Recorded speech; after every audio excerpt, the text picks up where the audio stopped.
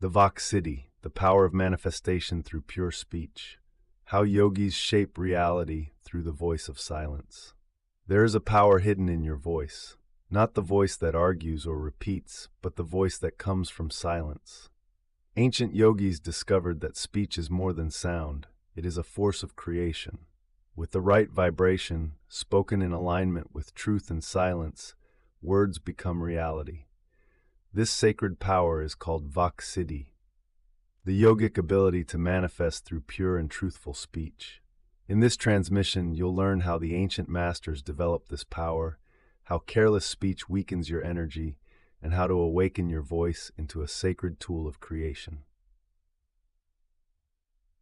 Section 1. What is Vak Siddhi? In Sanskrit, the word Vak means sacred speech or divine utterance, and Siddhi means perfection or mastery. Vak Siddhi is the perfected power of speech. When words are spoken from such inner alignment, such presence and truth, that they begin to shape the world around you. The masters of this Siddhi spoke very little, but when they did speak, reality moved. Section 2. How speech shapes reality. In the Vedas, it is said that creation began with sound, not with a builder, but with a vibration. The sages knew, speech is not just communication, it is vibration moving through the field of energy. Every word you speak is a ripple through the web of life. If your speech is scattered, your energy is scattered. If your words are angry, your nervous system absorbs that fire.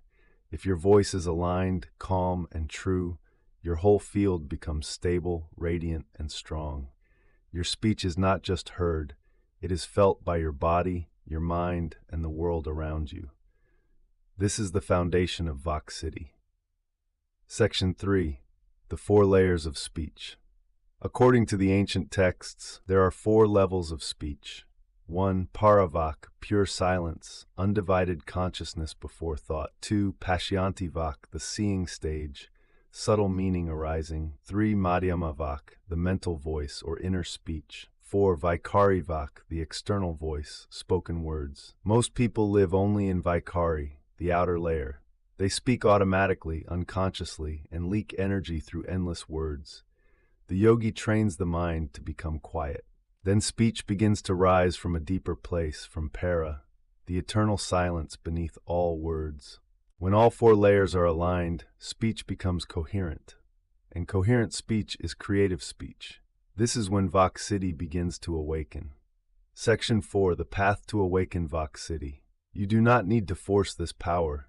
You must purify the instrument of speech, your voice, your mind, your inner alignment. Here are the 5 sacred practices to awaken Vak Siddhi.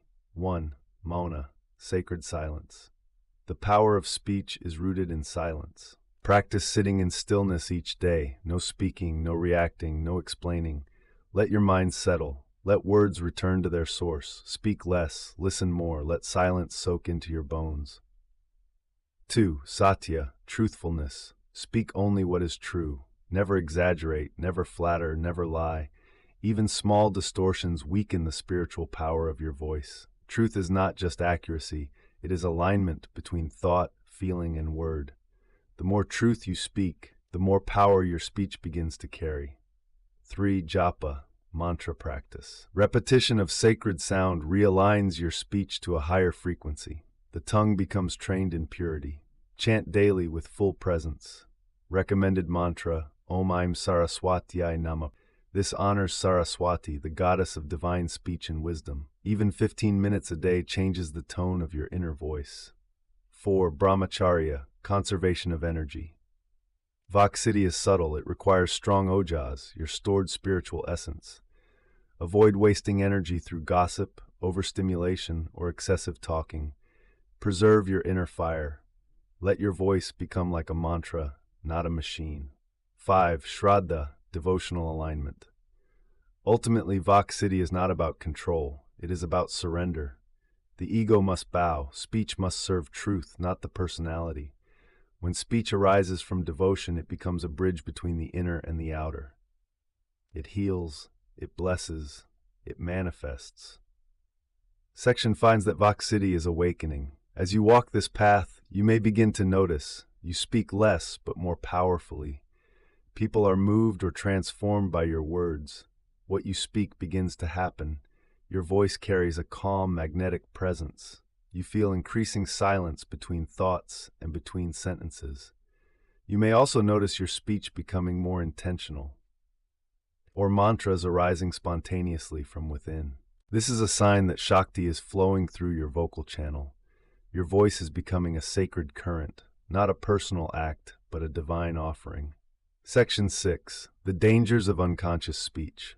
Vak Siddhi is a sacred gift, but speech can also wound, confuse, and scatter your energy if misused.